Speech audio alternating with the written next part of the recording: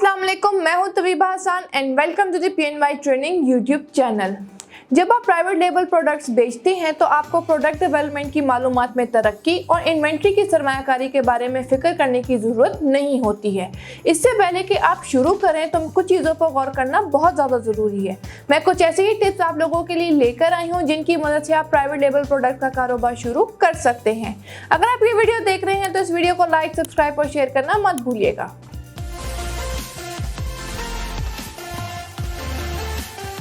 Tip number 1 है find a निच market to cell products.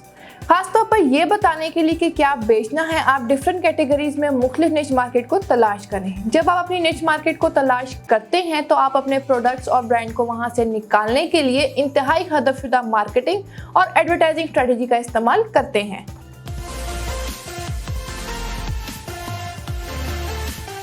Tip number 2 है contact the manufacturer. एक बार जब आप जान लें कि आपने क्या बेचना है तो आप उन मैन्युफैक्चरर्स और सप्लायर्स को तलाश करें जिनके पास वो अशिया मौजूद हों।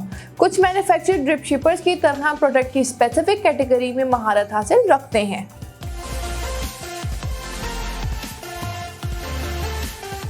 टिप नंबर 3 है ऑर्डर सैंपल्स। प्रोडक्ट को खरीदारी के लिए दस्तयाब करने से पहले खुद जांच करना बहुत ज़्यादा ज़रूरी है, लिहाजा आप इस बात को यकीनी बनाएंगे कि प्रोडक्ट का मयार आपके मयार और तवक्कुआत पर मुनहसर हो।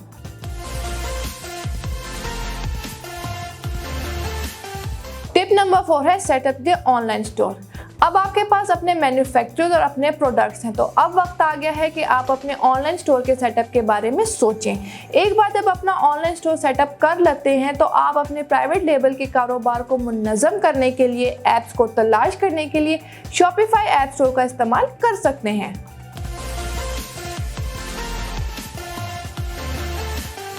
टिप नंबर 5 जो कि आखिरी टिप है वो है लॉन्च और मार्केट योर स्टोर।